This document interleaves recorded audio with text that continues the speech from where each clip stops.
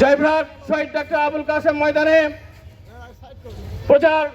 জয়পুরহাট এক আসনে আমাদের মনোনীত প্রার্থী 10 দলীয় ঐক্যজোট ইনসাফের মার্কা দাড়িপাল্লা মার্কা, ইনসাফের মার্কা দাড়িপাল্লা মার্কা।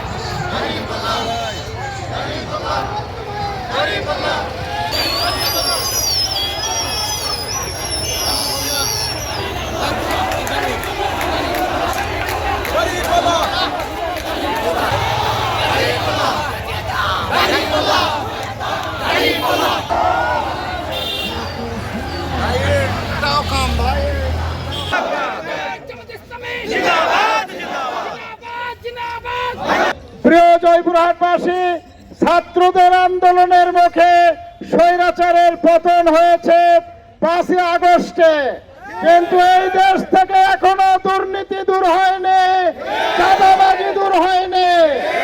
এই জন্য বাংলাদেশকে চাঁদাবাজ মুক্ত, দুর্নীতি মুক্ত বাংলাদেশ করতে হলে আজকের বাংলাদেশে যে 10 দলীয় জোট হয়েছে, এই 10 দলীয় জোটকে বিজয়ী করতে হবে।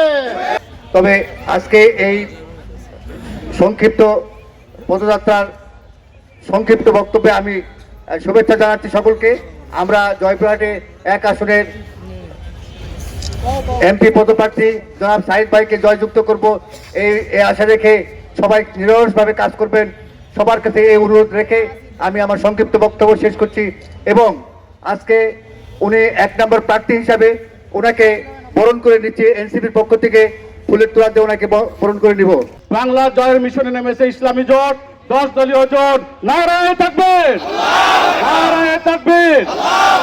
আলিয়া ভোটারবাসীকে আমন্ত্রণ জানালাম।